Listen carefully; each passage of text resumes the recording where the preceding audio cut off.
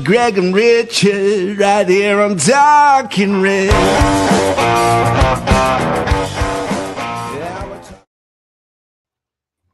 Hello and welcome to Talking Reds, a Nottingham Forest podcast. Forest complete the league double over Manchester United to continue this incredible season. I'm your host, Greg Oram, along with my fellow Forest fanatic, all the way from across the Atlantic, it's Richard Spray. En el poste devuelve Neco William, Bruno que levanta, que lindo centro, el despeje fue de Yates. Corre el Anga y este es un velocista. Lo marca Dorgu, lo va a trabar. Garnacho, el pase para Gateway. El Anga.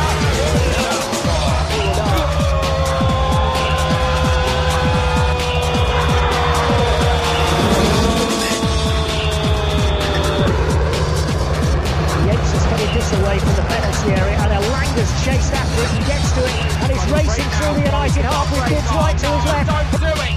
Tackle him! Tackle him! For God's sake, tackle him! Goes there, and Elanga scores! Oh, what a goal for the former Manchester United man! Magnificent from Anthony Elanga, who ran from inside his own half, and all the way had Gibbs right to his left, and he decided not to bother. Elanga scores again.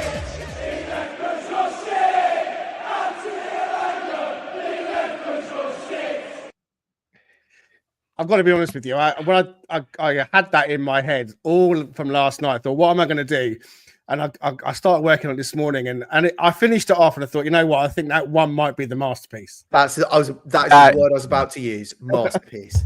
Undisputed. Like you had me at Prodigy, and you just kept throwing more layers of just amazing sort of orchestration and editing, and it's just, oh man, you're just the puppet master, just dangling, the strings right there. When I found the Spanish commentary, I was like, I've got to have that. Yeah, and then throw Goldbridge in there. We had F1, we had jets streaming. It's all about speed. But listen, humour me, guys. These intros are part of Talking Red, so hopefully you enjoy just as much as I do. Quite simply, we are running out of things to say. And what can you say when you get to witness a special goal like that under the lights at a packed-out City ground against one of the giants of world football?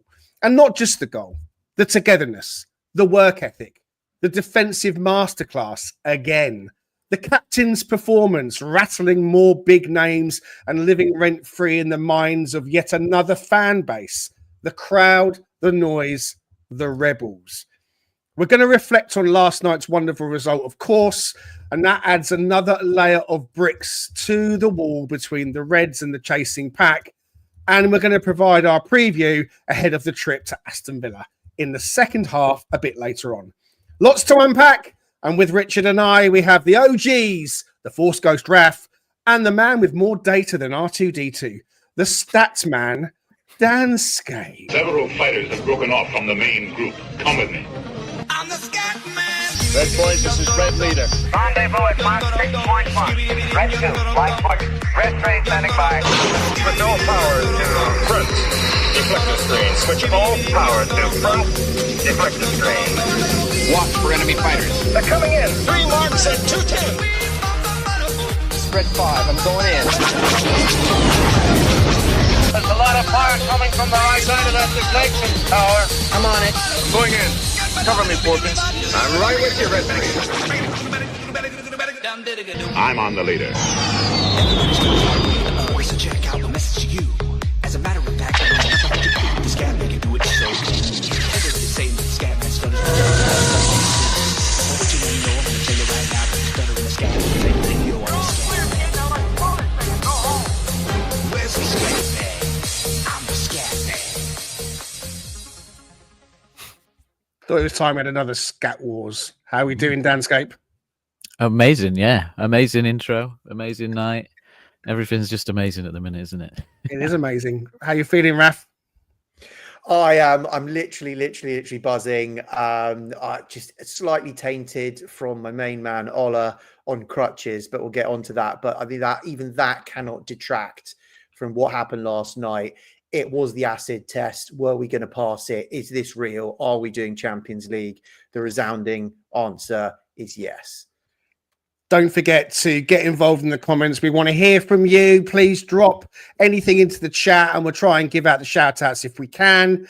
If you're tuning in, as ever, later on the playback via the YouTube playback or Spotify or Apple, we thank you and we welcome you to Talking Reds for this episode. There's going to be lots of smiles and lots of glee. Please do go ahead and hit like and subscribe to be sure not to miss any future episodes from Talking Reds.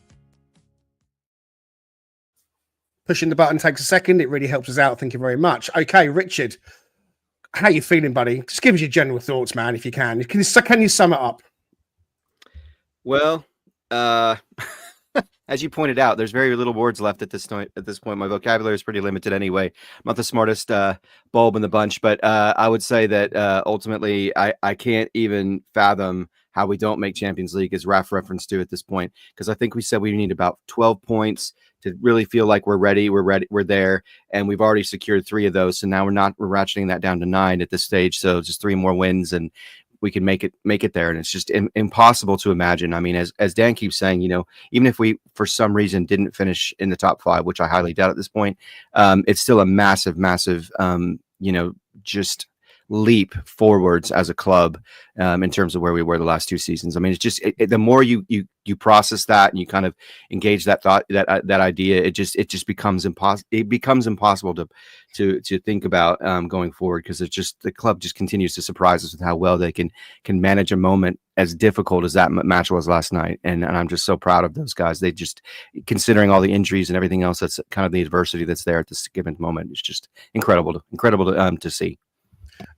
Quite a few in the chat. Thank you very much for being here with us. Michael has an early question. We'll come to you later. He's asking, who is better, Samba or Sells? Put your answers in the comments. Richard says Sells straight away. How you doing, Richard? Brucey is ever with us. How you doing, Bruce? And Jackie's over in Tenerife, sunning herself. Great to have you with us from the sunny climate over there, Jackie. You Reds gamer, he enjoyed the intro. Thanks for being with us, buddy.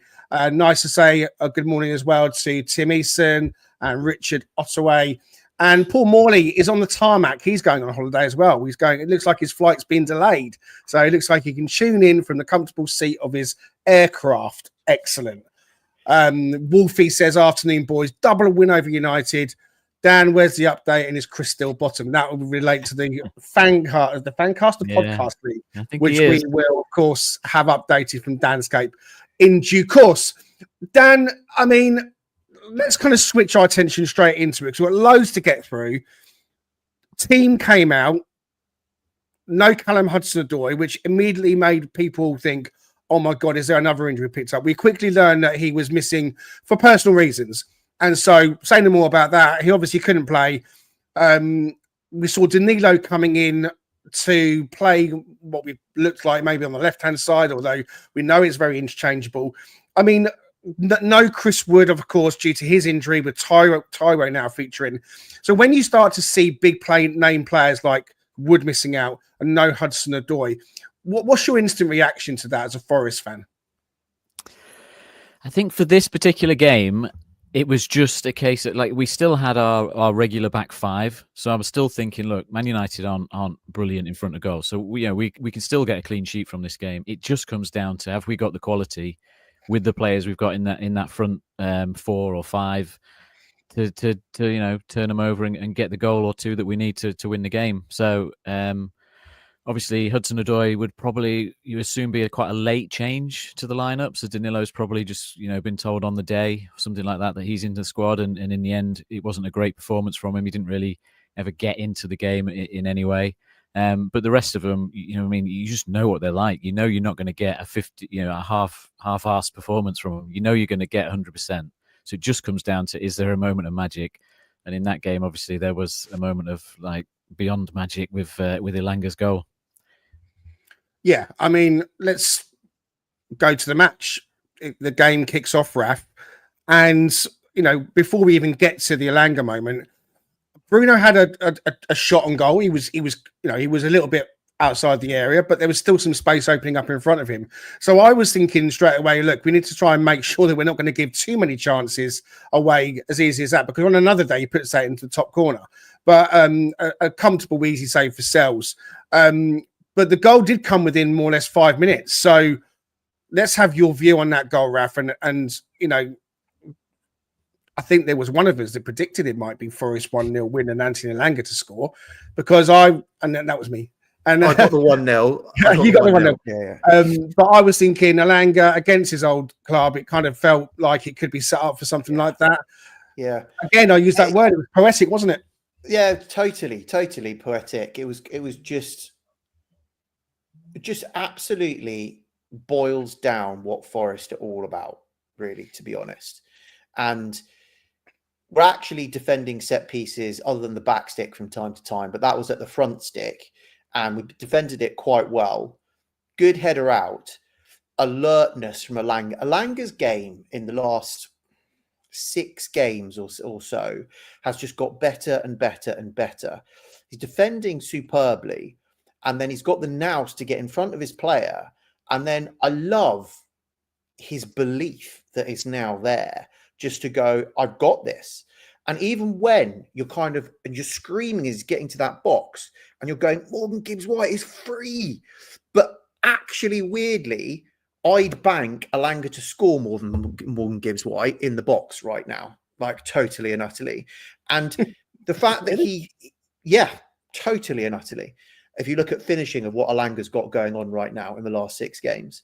And Morgan Gibbs-White is exceptional in that situation to then draw the defender away to create the gap between the 2 defenders so that Elanga can slot what is a quality finish.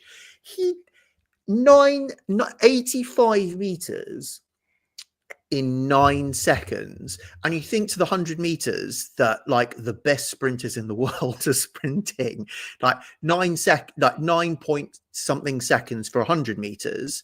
In 9 seconds, he did 85 meters, but with the ball and enough poise to then finish as well at the end of it.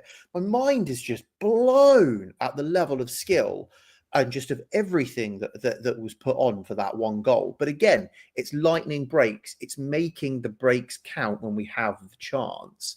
And just thank goodness that Elanga had it all sewn together absolutely perfectly, which, to be fair to him, invariably is happening more often than not now.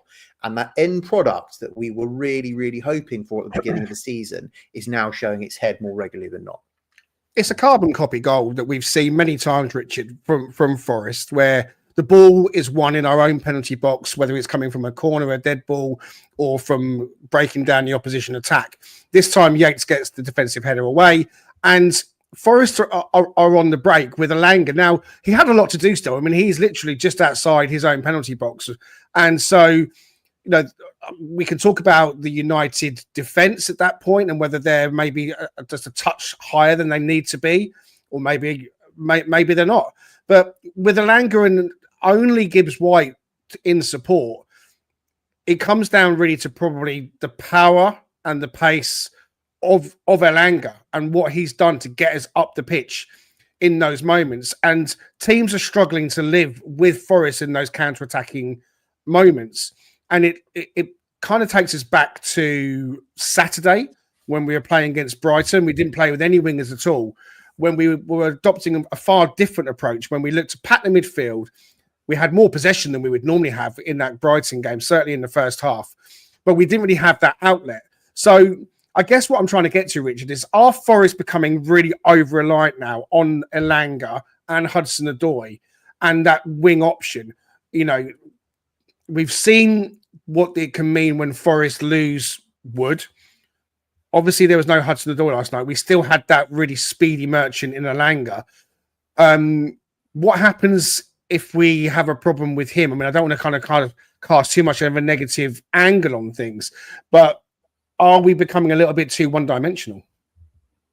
I don't think we're becoming one-dimensional. I think it's just you're going to need to have your best players step up and play, and you're going to want to rely on those kinds of players as well, because you know that the way the team's constructed, I mean, Nuno's obviously got a plan in terms of the kind of personnel that he wants to deploy, all the ways that he kind of mixes and matches with our midfielders, the way that he can bring a Yates and he can bring a Dominguez in depending on the situation, to try to, create havoc in the middle.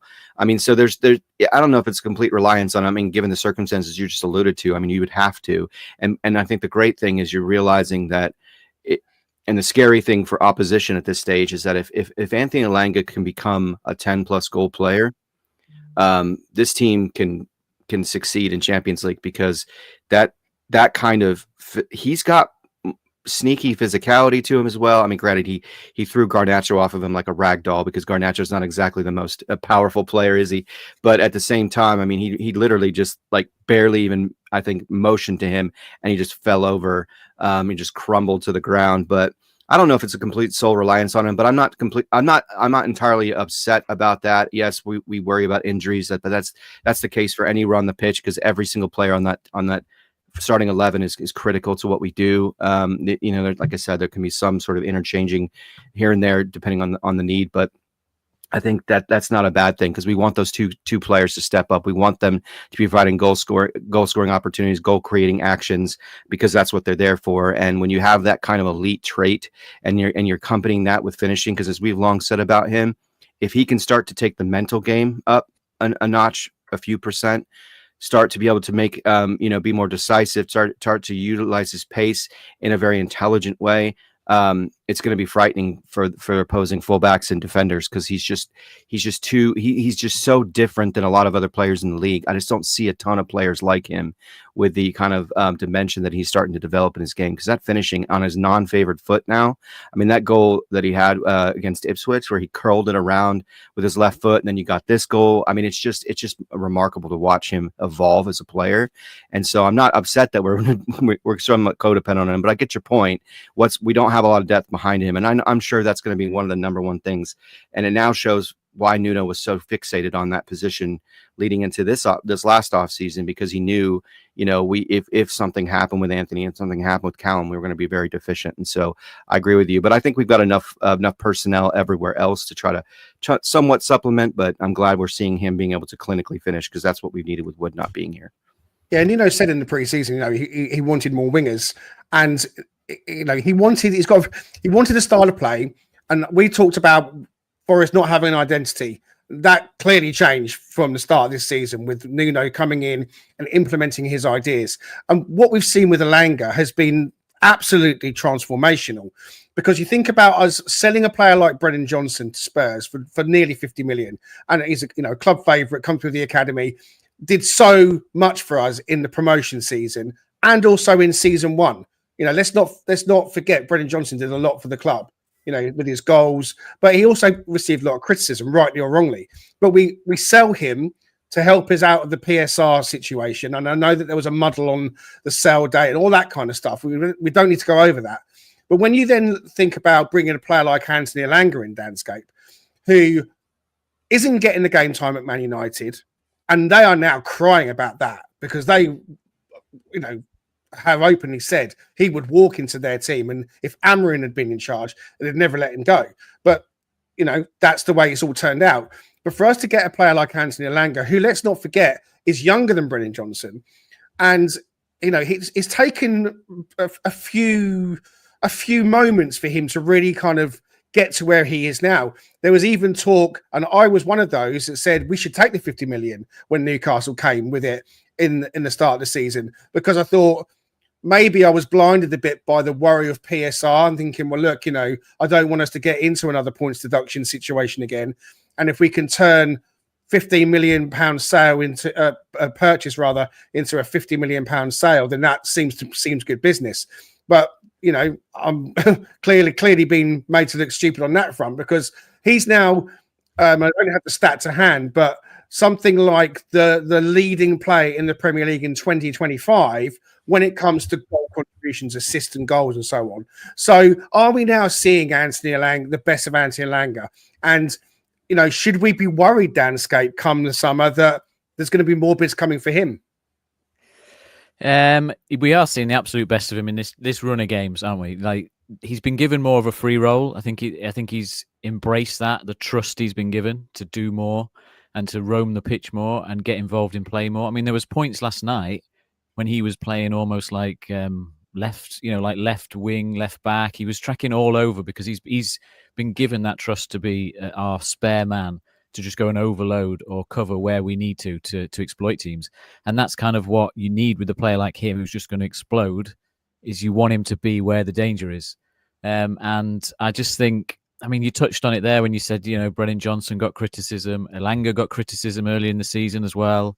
We're just we're a little bit too quick to jump on bits of form being on or off to sort of, We're write fickle players football off. fans, aren't we? Like yeah. So, look, at the minute, he's absolutely flying. If he goes the next 5 games and doesn't contribute, all of a sudden people will say, oh, his head's been turned. There'll be stories and theories on it. But I think at his age, you're going to get a bit of inconsistency, and you're going to get teams that deal with his threat specifically. So he'll have a quiet game, and then you'll get a game like last night where he was absolutely up for that. He wanted to show Man United as a club, as a fans, everything. He wanted to show them that he is better than what they've got right now, and that they did make a mistake letting him go, but also that when he's at a club like Forest where he's loved and he's trusted in that role, then this is what you can do.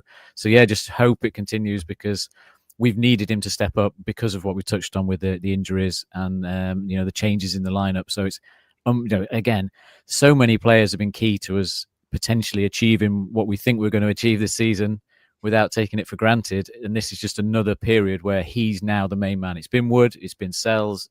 At the minute, it's Elanga. I put on the screen something Wolfie just WhatsApped over to me, which has got the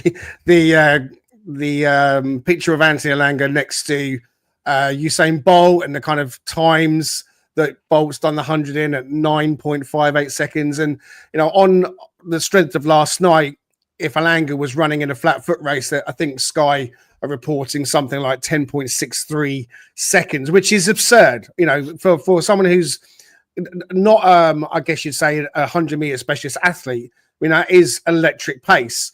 And so we are benefiting from having someone like that. And so to then worry so much about him not being there and then the next man coming in, it's like you can't really compare the next person coming in because they're just not going to have that pace. I think Elanga has demonstrated, Raf, that he is key to us, and without the likes of Wood and with Hudson-Odoi missing, it's so great for him to step up. But there's one player that I know you love and I love and everyone loves, and that's Ola Aina, who has contributed so much like many others in this team. So to see him go down with an injury, and it looked like he was unchallenged as well, and then it's a bit of a worry, isn't it? Do we know anything further on him at the moment?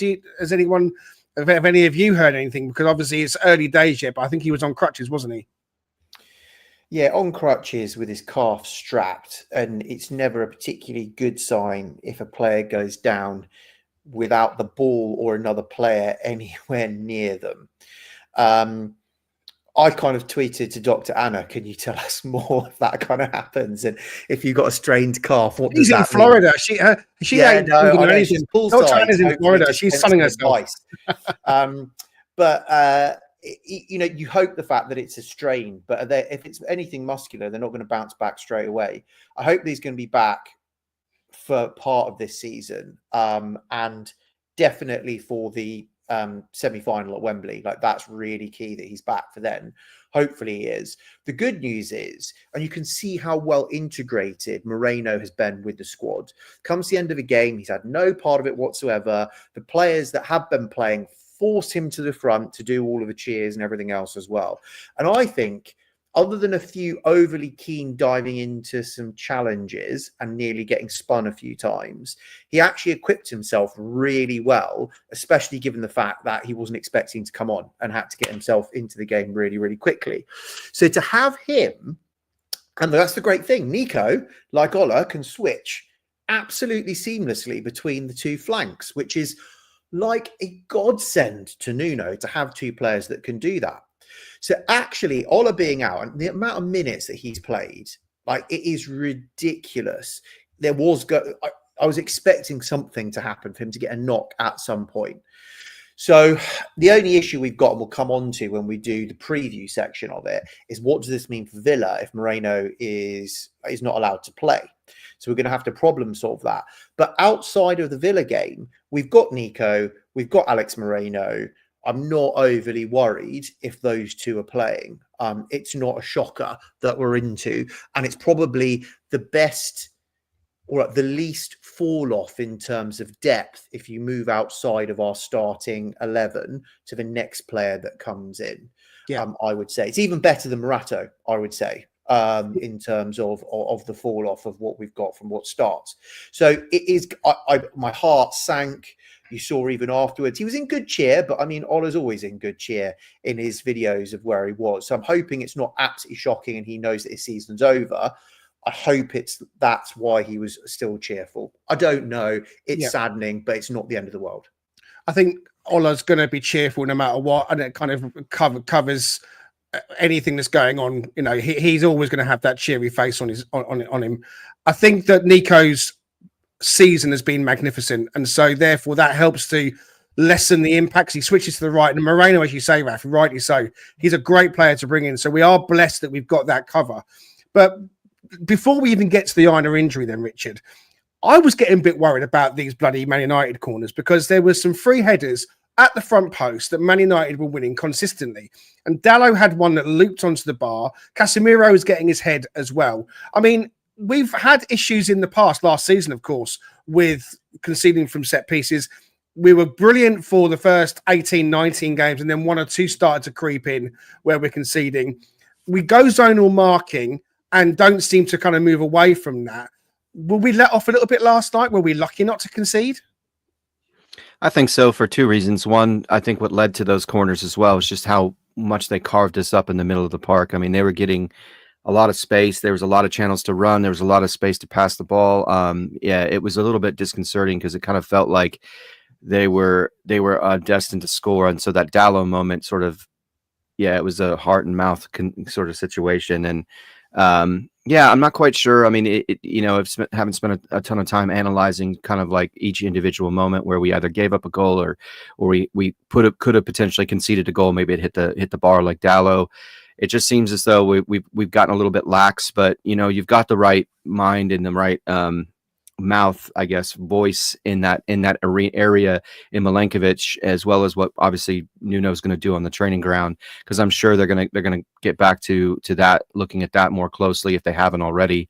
But you're right, it just seems a little bit reminiscent of when we played Arsenal. I think it was Arsenal where they just kept getting corners like over and over and over again. And the difference with, I think, Arsenal versus Manchester United is Arsenal's a lot better at getting goals off set pieces. I think at the time we played them recently, that was the only way that they could score because they had no strikers. So it's definitely a trial by fire. But I'm glad we were able to kind of manage it, and that was just sort of a theme for the entire match. We sort of managed that box pretty well, getting a lot of blocks, preventing a lot of really quality shots on goal, which was the key there, because Manchester United definitely dominated in a lot of areas of the pitch. But to your point, I am concerned. I hope they sort of fixate on that again. We don't have a whole lot of time leading up to Villa, obviously, but even in the off season, I hope they make it a serious focus, because you're right. I mean, the strides we've made from last season to this season are monumental, and that's made a huge difference in terms of our ability to ascend up the table, because we kind of predicted it would if they could even solve it by 10%, given the points we lost last season. It was 31 off of set pieces. So yeah, it is a bit of a worry. We can't keep doing that to good teams. I mean, and coming up, I mean, we'll talk about it with Aston Villa. They're the best team at scoring goals in the Premier League off of set pieces. So that cannot happen against them, which is why bringing someone like Yates in, I think, is a huge value, because as you pointed out, he's the one who got the header that led to Elanga getting the ball and then scoring. So we need that kind of height and that kind of physicality in the box. I want to say hi to Darren Watlington. He says, hi guys, listening in Mansfield at the moment. He's asking, is there any ticket information for Wembley? We don't have anything at the moment. Listen, it's going to come straight from the club. Everyone's got their eye on X and social media. As soon as they know what's going on, I'm sure they'll let us know as well. Big Arn is in for lunchtime. How you doing, buddy? He said it was nervy last night. It certainly was. Danscape. So Ayla goes off. and he brings Moreno on, who we've already talked about being a really good left back replacement. Nico goes over to the right, but Nuno opts to switch it straight away into the back 5 or back 3 with Morato coming on, and I kind of felt that he took that opportunity to double up as soon as he knew Aina was going off and there was a switch going on. It felt to me like he probably wasn't going to bring Morato on maybe until half time or thereafter, but I thought I'll take the option now. If I'm making a switch in defence, I'm gonna do it whilst I'm here. Did you agree? Do you think that was possibly what he was thinking? I mean, were you happy to see Morato come on when he did? I was surprised. I was surprised, like everyone, that he went for both at that point, because there was literally 5 minutes left, wasn't there, of the first half. But I wonder whether I can't remember with halftime whether you get the extra. If you make a sub at halftime, you use up one of your sub windows. No, you don't. You get 3 windows, and you get halftime as well on top. Okay. So I didn't know whether he was trying to conserve it so he still had options later on, because he ultimately, we knew we were going to go to the back 3. 1-0 up against them at some point, either at halftime or early in the second half. We were going to do that anyway. So it was a surprise that we went for it. No one was sort of expecting it when you saw Morato stand up and join Moreno on the sidelines. But look, you touched on it there. They were dominating that first half in terms of crosses, chances sort of on the edge of the box, and it made sense. I thought when Morato came on, he was good as he's always been at being very quick to dash out. As soon as a player's in his zone of the pitch, he's very quick to get out and put pressure on him, and that did help us obviously see out that important period at the end of the first half. And I think also Nuno probably felt, I don't want to concede before half time, so I'm going to do it now. And also, Dan, sticking with you, Danilo didn't cover himself in much glory last night. I felt he's looking a little bit of a shadow of the player we know he can be. And so him being hooked made a lot of sense, didn't it? Yeah. Like I said earlier, I'm not sure.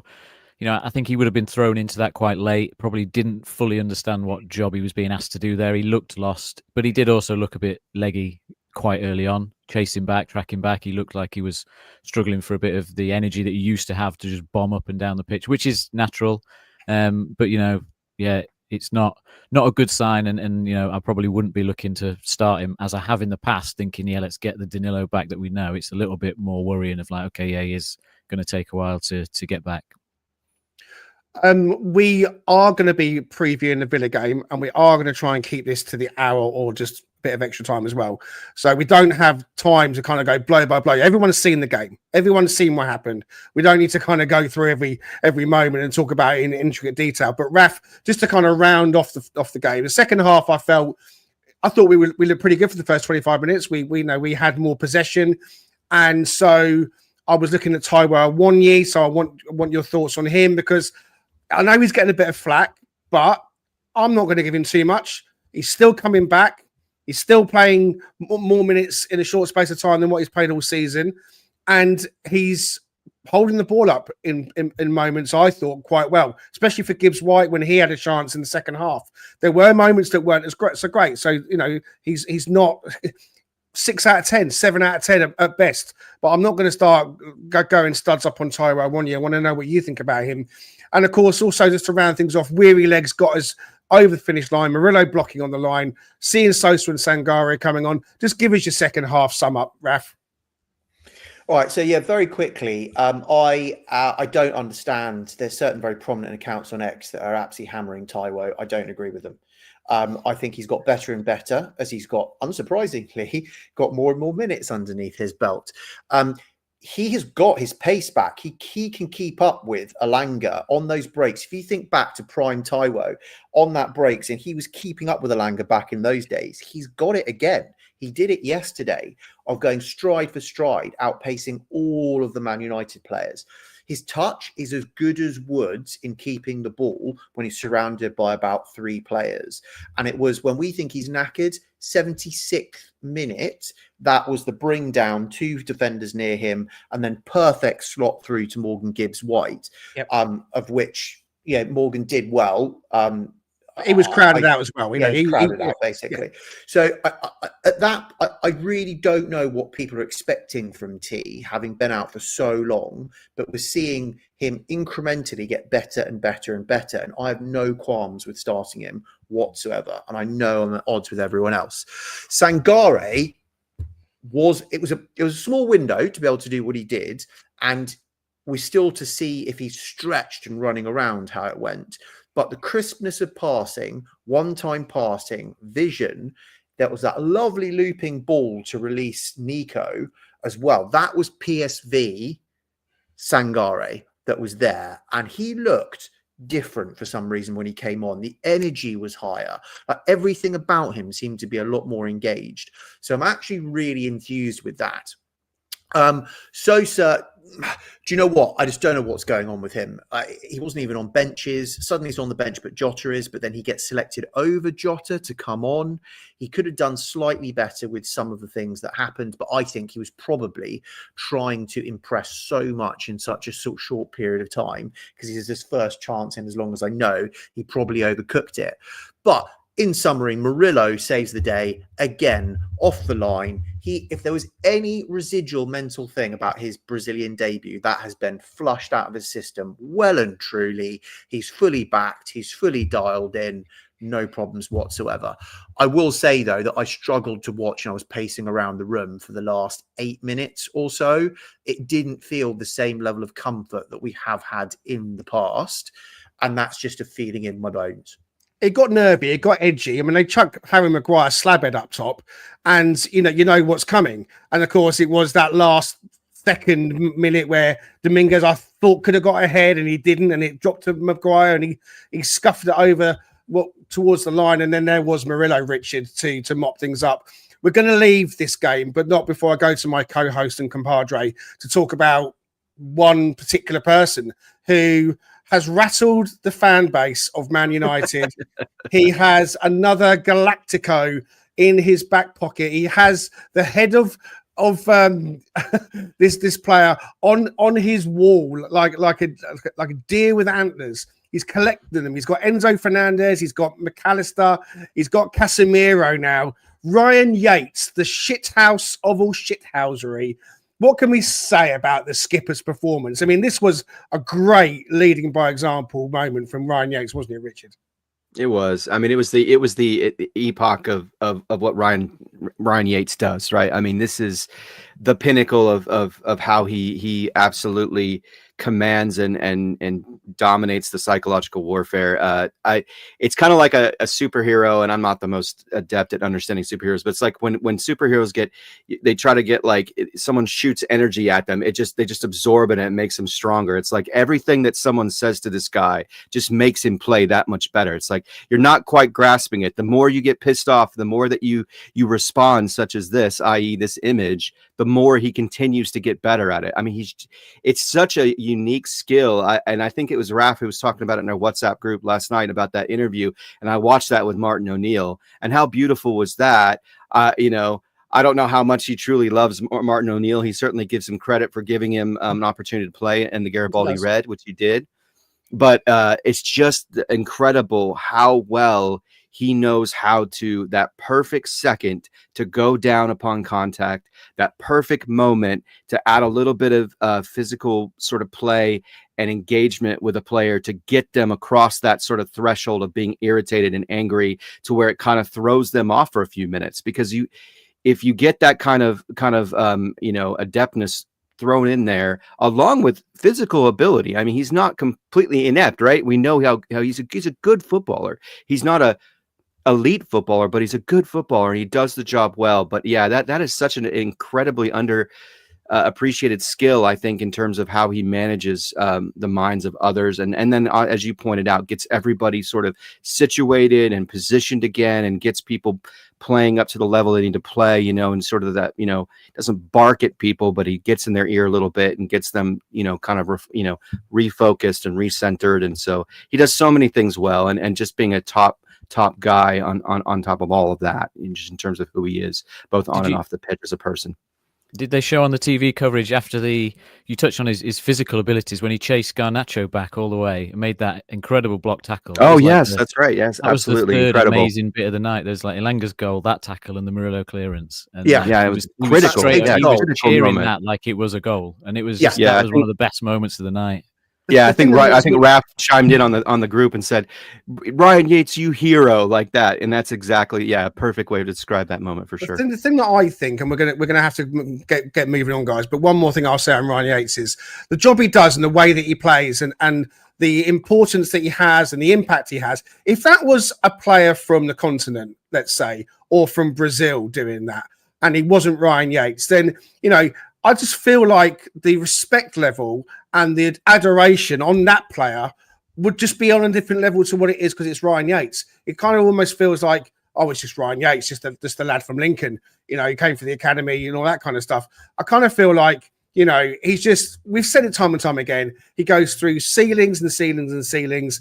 And, his hard work epitomizes what it is to be a footballer. It's not all about having the skill of Messi. It's about having the work ethic. It's about having the focus and also the ability to know and read the game. He reads the game better than most people can imagine. So, we adore Ryan Yates. We adore the kind of performance he's putting in for the team. We got the win against Man United. We're cementing ourselves in that top 4. We will be looking at Aston Villa coming up on the weekend after this short break. The Cheese Trader, based on Grape Lane in York, is a cheese lover's paradise. Home to some wonderful specialty cheeses, relishes and chutneys, and also with a fantastic street food menu.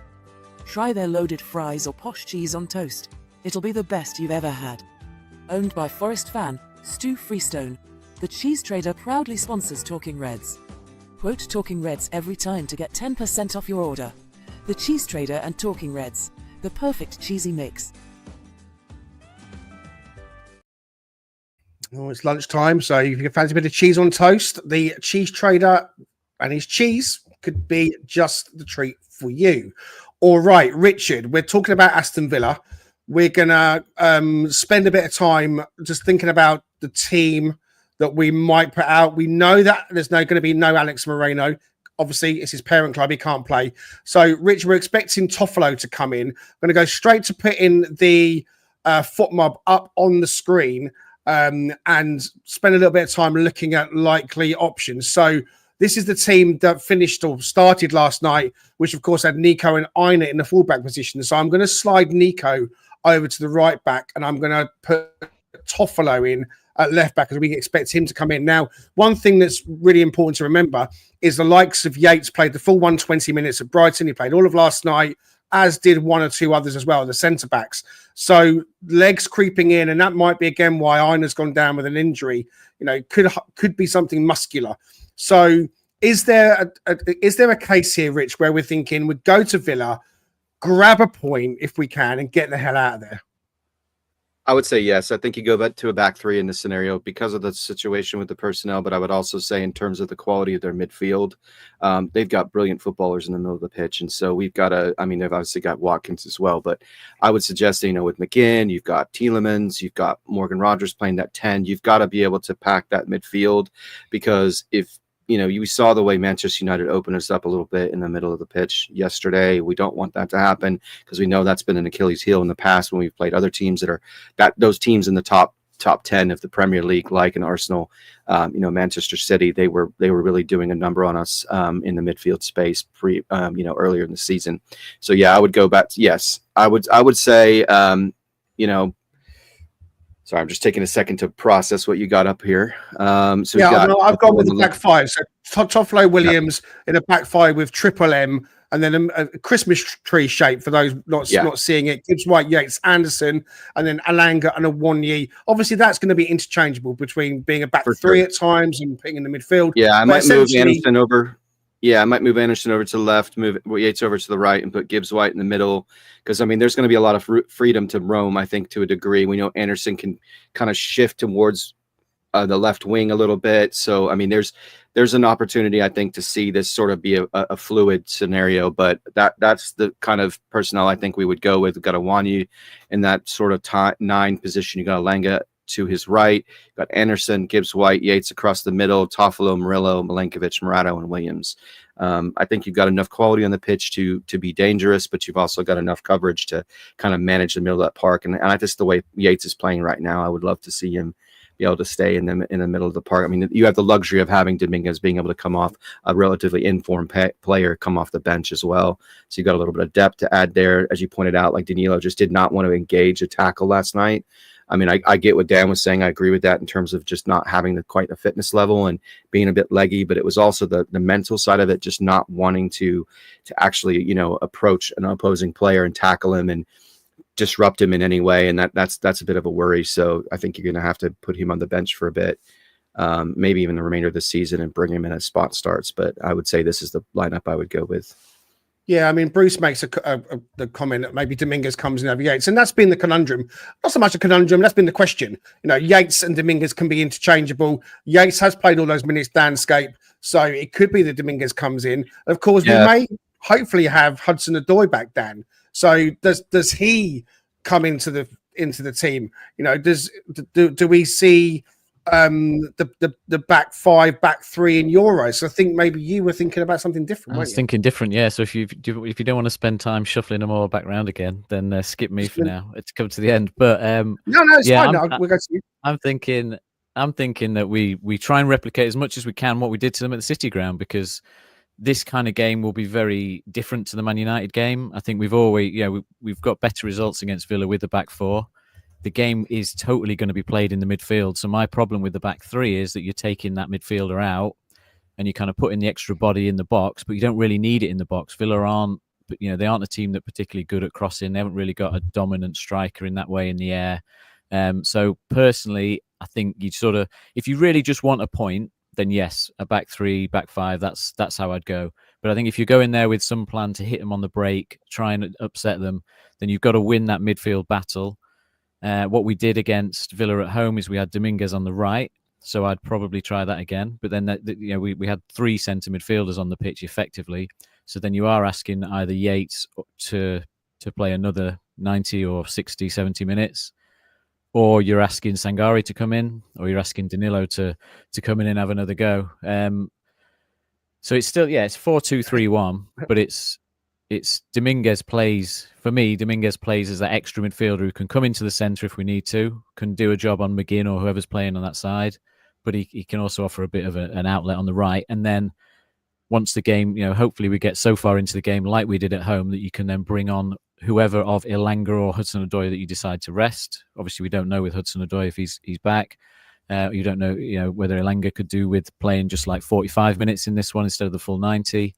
So there's options there, but that's kind of what I would go with is replicate what we did at home. So three centre midfielders playing somewhere in that, and then a 10 in Gibbs White. Again, you could drop Gibbs White deeper. You could put Elanga in the 10, but that's what I'd be going for, some combination of that.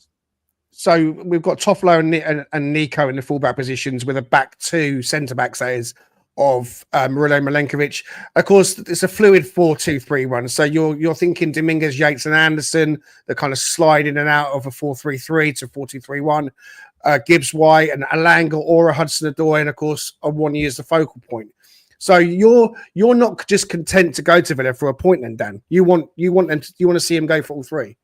Yeah, they're not. I mean, they're not in great form. They're a good team, and look, I put this down in the prediction league as a defeat way back when, and I still think on balance we probably lose it because of all the where we are with injuries after last night. But they can be beat. They don't score a lot of goals, So again, if we keep the clean sheet, we can nick some. I mean, Asensio and Rashford have obviously got quite a successful combination going. I know they played Preston the weekend, where Rashford gets his first couple of goals for the club. Isn't it? Yeah, it's Preston, but I mean, ultimately, again, he's another player from Man United that we'll come on to this when I get to. Yeah, exactly. But in terms of the shape that we're going to employ, I think you were leaning towards the back three as well, were you? Or are you back on board with Danscape? To be honest, it's my headspace here, right? We probably need 9 points in the last 8 games. I look at what we've got left. This is my biggest free hit game, if I'm looking at it. This and Palace away. This probably the most, then Palace away. And that leaves us with 6 games that are all very winnable outside of that. So for this, and when it comes down to it, goal difference is going to be, I think, quite critical come the shake-up at the end. And I would rather go there and just chalk off a 1-0 loss and not damage our goal difference, maybe get a draw out of it and nick a point, or maybe nick a 1-0. I don't really want us to be massively open, especially with the fact that I love Harry Toffolo. I think he is a wonderful human being. The drop off to Toffolo compared to Ola to Moreno and Moreno to Toffolo is a massive drop off as far as I'm concerned. It's harsh. I know it's harsh. He's a lovely human being, but it just is. And so I would rather we gave a bit more protection. And as much as I don't like having that pocket behind the wing backs, if you compare Murillo up with Toffolo and you compare Morato up with Moreno, then I think you've got nice doubling down pairs of skill sets that they've got together, which I quite like. So I probably would play a back five, and also it gives a bit of a rest for some players if we need to have a lot of games. Now they've got a week of recovery afterwards, but it's managing all the minutes that we've had up until now. Anderson's got to be knackered. Yates, although didn't go on international duty and hasn't been used much before the international duty, will be feeling it a bit. Dominguez has run his socks off but didn't start, so he's got a bit of juice in the tank. Alanga's got to be quite tired. So it's just managing everyone. Do you know what? I trust Nuno. Whatever he does, I trust him. But this just has got a feel for our most challenging fixture that we've got. This feels like a bit of a back five situation to protect Toffolo. Yeah, I think back five potentially. Well, not potentially. I think it will be, and I think that makes sense. I've switched it to a 5-4-1, so it's quite defensive. But then Anderson, Gibbs, White, Yates, and Dominguez midfield. So similarly to kind of Brighton, where we don't play with any wingers at all, certainly to start with, and obviously the option to change it thereafter. I'm even thinking midfield six, right there. Yeah, look at three, midfield six if you need it, and win it. And when we come on to how do you stop Villa, that might be something to do with it. But it's also, if you're not, I'm again a bit of a curveball. I'm thinking if you're not that enamoured with Toffolo in the back, at left back, do we put Morato there, and do we bring Bolly in? That's probably too much. Maybe you stick with the back. Well, you know, he's got to have his big moment. Maybe you stick with a back four then, with Morato in the left back area. He has played there. He is a left footed, so it's another option, isn't it? That we can see. I just kind of feel like, I think someone else said it in the comments. We might need to start dipping into our squad to start some of these games as well. I'm not sure that Villa away is the one to do that, but I'm thinking about fatigue and legs and knocks and injuries and all that kind of stuff. You know, Jota Silva. If we're doing this, there was a break glass comment from Sid on X to me, big Vikings fan. And he was going break glass situation. I didn't necessarily agree with it, but put Murillo as the left wing back. Now I don't like breaking up the M&M combination whatsoever, but it would be interesting. Well, we talked about Murillo being a left wing back many times in the past. Yeah, it's never going to happen. Murillo and Milinkovic is that partnership. I was interested that someone else brought it up, but yeah, I don't know. We'll see. Yeah, I don't see that happening, to be perfectly honest with you. For once my while, view is our 11 has basically selected itself with either Yates or Dominguez and flip a coin. This is going to be a really interesting, who knows what Nuno is going to do selection, I think, for this game. It's really exciting. Yeah. We do have the option to change it. How he changes it, we have to wait and see. I still think grab a point and get the hell out of there, come away unscathed. Yeah. No injuries. I don't want to go in there thinking a 1-0 defeat would be acceptable. I want to go in there thinking a 0-0 or 1-0 or whatever. That to me is more acceptable than anything else. Time's ticking away, so we want to make sure that we have this.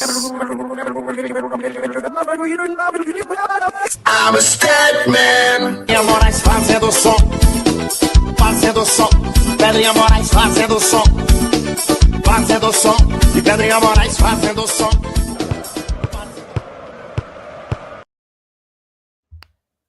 Okay, right. So Dan has prepared some slides for us. We're looking ahead to the trip to Birmingham to play Aston Villa on Saturday. What have you got for his Danscape?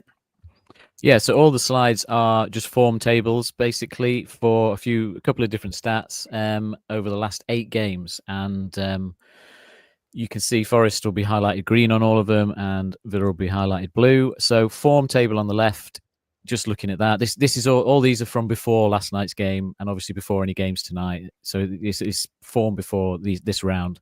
But you can see, look, Villa's form is down in 15th place at the minute. Over the last 8 games, they're a bottom half side, touching towards relegation form, really. And you know, they haven't been much better than that in periods this season. They've certainly not been what they were last season. And in terms of the difficulty of fixtures, just to kind of verify the form, whether they've had a really tough run of games. No, they haven't. It's sort of average. We've had a tougher run of games, and we've still had better form, you know, than them. So, you know, we go into it maybe still a bit more confident, other than injuries. So that's that slide. Clean sheets, and then stopping the opposition getting clean sheets, which I think is as important as opposed to just looking at, you know, how many goals you score in case you score all 7 in one game, as we did. But do you spread them out? So on the left is our clean sheet record over the last 8 games, which after last night will have gone up to 50%. So we're getting a clean sheet every other game. Villa's is down in 13%. Again, it's one of the worst in the league. They've not been very good at shutting teams out completely in games. So that's got to give us some hope.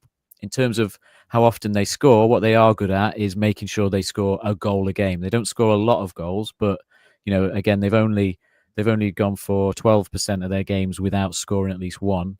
And again, we're good at that as well, you know, as opposed to, say, Leicester, who can go forever without scoring a goal.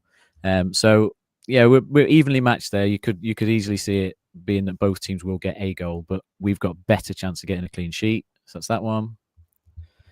And then set pieces. You've touched on it earlier in terms of you know, worries over set pieces. This is before last night's game, so I suspect our numbers might get a little bit more worrying on this. So the left is the threat of that team in the last 8. So you can see we're better than Villa at the minute in terms of creating our own shots and goals from set plays. But we are sliding down. You know, the arrow on the right is red, which means that our form is dropping in that table. So we could do to improve our set pieces a bit. I don't think we really troubled them last night from our own. But the worrying one is on the right in the our dead ball threat against. So how well teams, you know, convert set pieces into shots and goals is the worst in the league at the minute by a little way. And we've touched on it before that it dropped off between the first and second half of the season. But at this moment in time, teams are like 20% of the free kicks and corners they get are resulting in either a shot or a goal. And if you compare that to Arsenal, who are the best, you know, only 2% of those set plays are resulting in a shot or a goal. So things have changed. We can't say, right, we fixed the set piece issue through the whole season. We did for the first part, but these last 8 games, that issue is there. And, you know, it is a worry. The good thing is that of late, Villa haven't been a great, you know, threat on that. And was that the last one? Oh no, box penetration. So a reason for hope is the chart on the right, which is this is how well teams convert possession in the final third of the pitch into like touches actually in the box. So how much do you end up just passing the ball around in that final third without being able to get into the box, the danger area where you're actually going to get your best shots and chances away. So in an attacking sense, on the left, both teams are pretty even in the middle of the league in that respect. But on the right-hand side, you can see Villa are actually the worst team for defending their box and stopping teams getting in. So we're very good at it. We're 7th over these last 8 games, which is good considering the teams we've played. You know, some high-quality teams. But Villa, 20% of your possession in the final third, you can actually get into their box, and they've been the worst at that over these last 8 games. That's another reason where we can potentially actually get into some dangerous areas and cause them some problems. And that is it. Excellent. Danscape, thank you very much. Give me a wig up from Sweden. He runs along the track in Mr. Forest Fencing. Okay, right. Time is getting away from us. So we've chatted about some of the key areas around set pieces with Dan and penetration in the box here and there. So we do like a little bit of penetration on this podcast. Don't you worry about that. But we'll better have our opposition scouting report as well.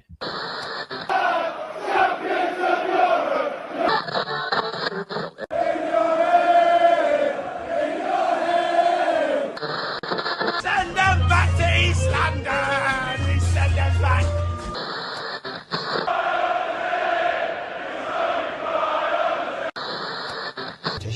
I hope anybody's not stupid enough to write us off.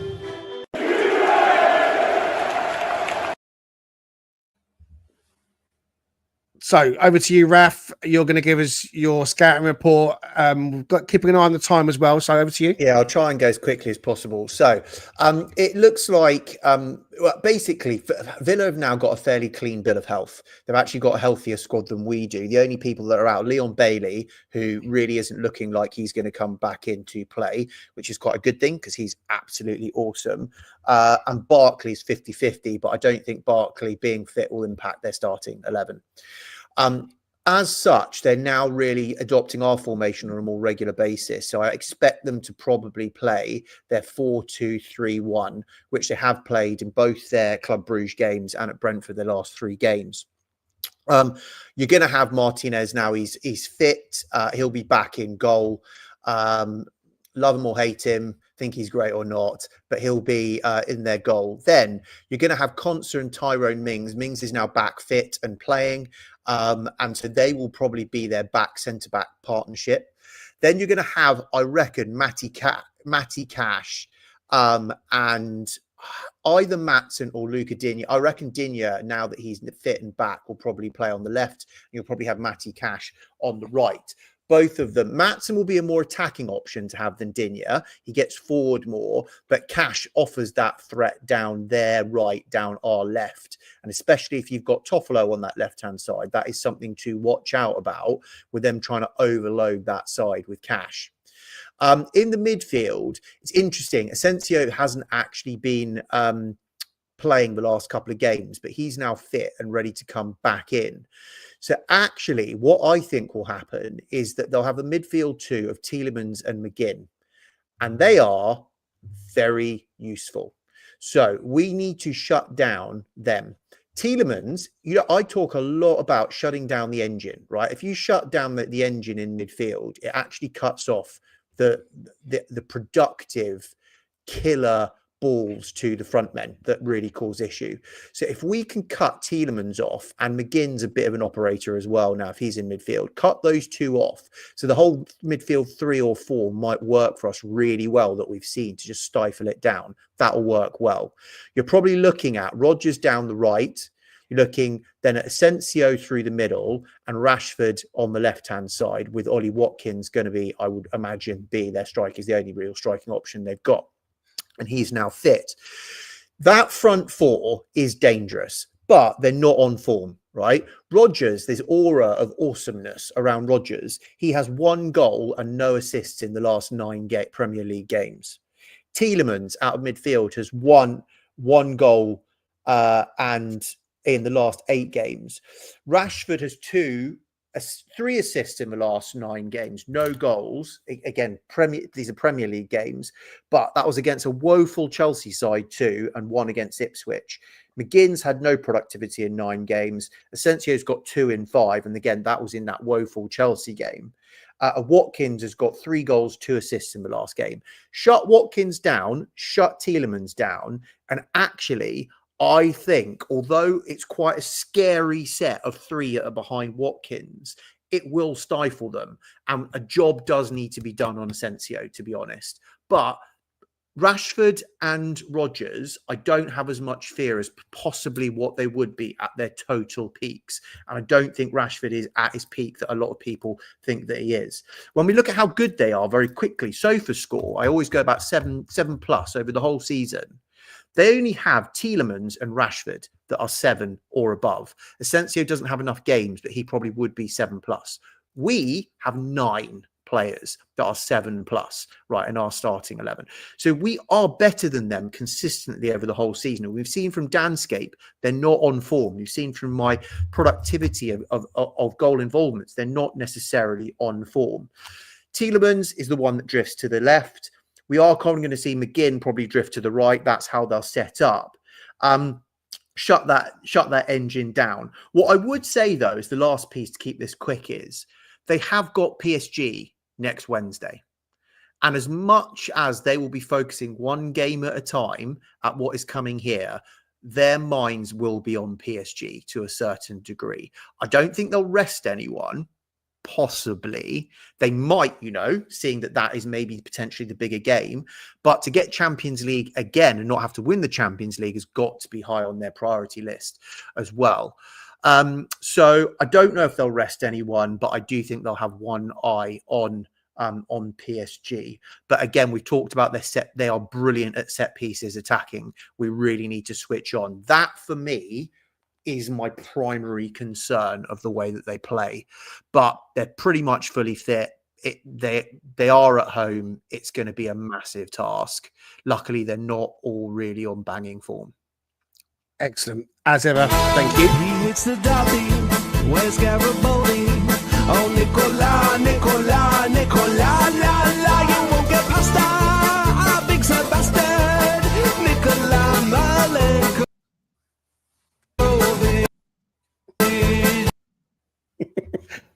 Sorry, I hit the button by mistake. I apologise. There we go. Right, we're at time. Guys, we have dissected all of last night and we're looking ahead to the weekend. We have got time to quickly go around and get score predictions from everybody. If you've got any last final thoughts, then now's the time for you to add them in as well, but please keep it brief. So, Raf, I'll come and see you first for your score prediction. And anything quickly you want to say? So I reckon we go. I reckon this is a loss. I reckon we lose 1-0. Unfortunately, but I'm not going to get all. I'm not going to lose sleep about it. It's the one game that I think if we can afford to lose, so it's absolutely fine. And my last thoughts are: it was amazing we started this season with amazing away form that really gave us the catapult up the league. But it's now our home form that is exceptional. I hate the term the Big Six. It does not exist anymore, but many pundits still use it. We look at the Big Six. We look at home, and this is us right now, right? We won 1-0 against Spurs, draw with Liverpool 1-1, 0 with Arsenal, 1-0 against Man City, 1-0 last night against Man United. We have conceded 1 goal at home against those 5 supposedly Big Six teams, and we have won of those 3 out of 5 of those, and we haven't lost any of them. There's just Chelsea to come on the final game of the season.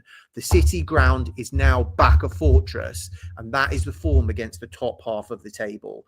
We are on our way up. Fantastic. Thanks, Raf. So Raf says 1-0 defeat. Danscape, what are you saying for Saturday? You're on mute. Good shout. I think I would agree. Look, gut feel, most likely result is probably a 1-0 defeat just because of the injuries, just purely because of that. I think, a little bit makeshift. I hope we don't, because I think momentum is everything. We don't want to stop. We just want to get over that line as soon as possible. So that's what I go for that. I've got two final thoughts. One is go and pick up a copy of this at the next home game, the Miss Rolling In fanzine, which has got a thing in touching on what Raf just said about our record versus the Big Six this season, which is actually really good home and away. So that is worth picking up a copy of. But my main thought is take yourselves back to 6th of February 1999 when Man United came to the City Ground and Ole Gunnar Solskjaer came off the bench and scored a hat-trick in the 72nd minute. And in the 9,552 days since then, which I've just Googled, they've now had to bring on Harry Maguire as their striker in the 80 whatever minute to try and turn this game around. How things have changed. That was one of the worst times ever watching that game at the City Ground.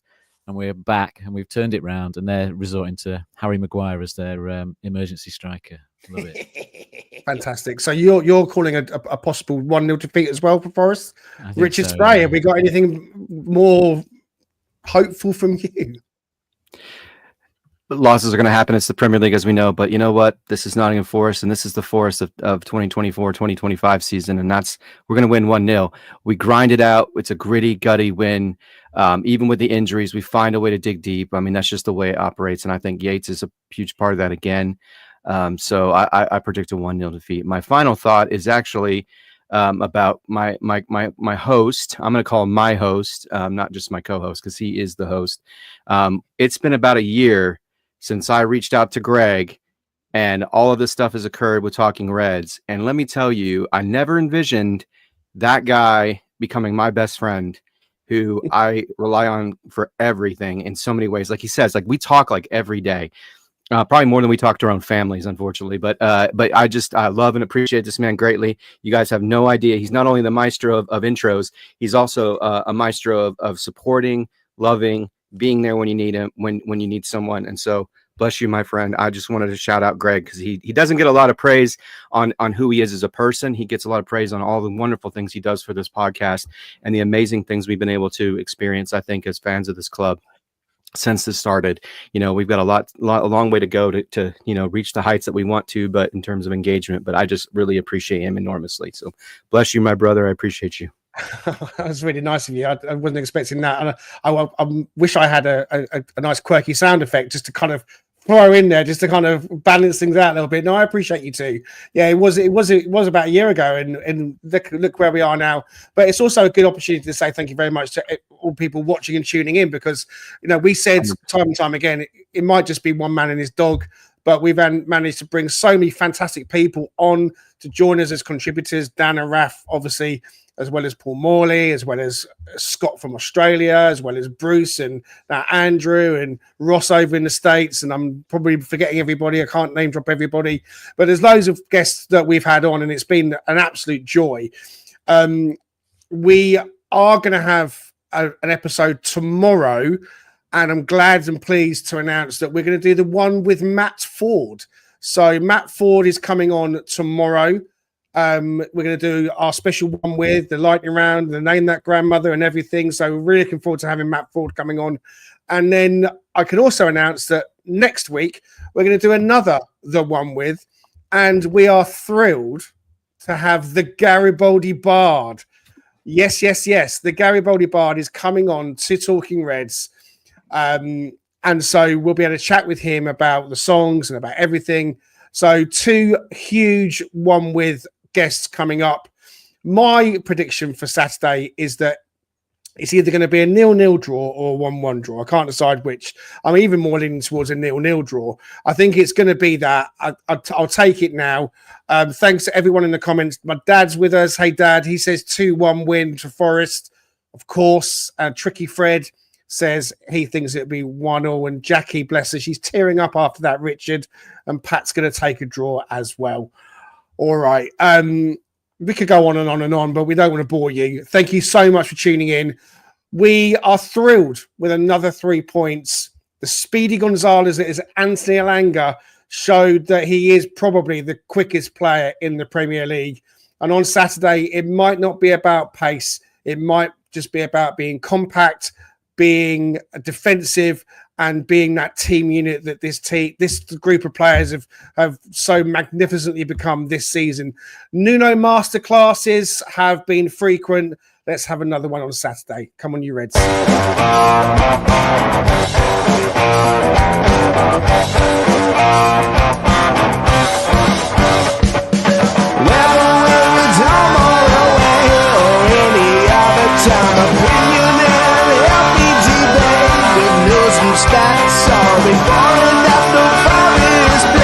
Come join Greg and Richard right here on Talking Red. Yeah, we're talking